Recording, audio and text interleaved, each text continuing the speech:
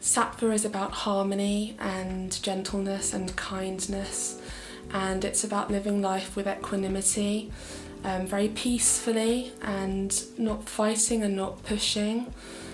And when we look at modern life, we can see that so often we usurp Sattva, and we find ourselves living in a way which is very forceful and sort of dictated by motion and movement. We find ourselves rushing from A to B, but we never step back for long enough to take in A or B, to step back and see a big picture.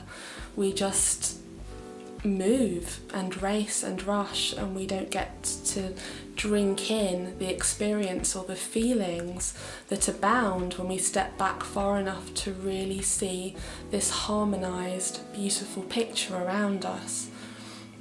So we talk about 3 primal energies in our universe, and this is a really foundational principle in Ayurveda. Sattva is one of these primal universal energies, and the energy of movement and rushing and racing and doing and forcing and pushing, that's Rajas.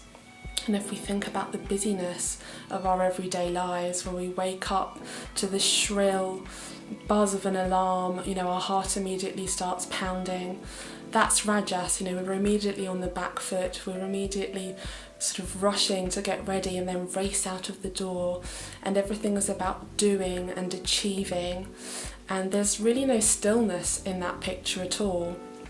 And that's, for so many of us, is what modern life looks like, it's what it feels like.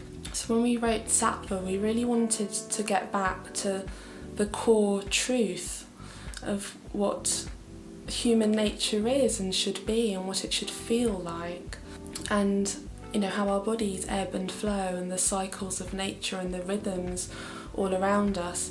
Nothing is ever constant, and nothing works in a linear way. Everything is full circle, and everything blooms and fades in its own way.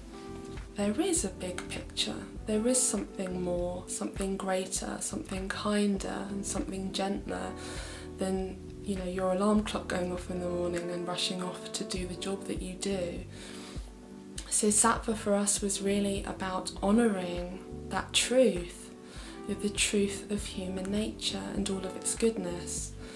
And we share in our book all of these rituals and practices, really simple things that we've lost touch with over the years as our lives have gotten increasingly busy. And they just guide us back ever so gently and ever so slowly to the Sat, which is the truth of Sattva and the truth of ourselves and our lives.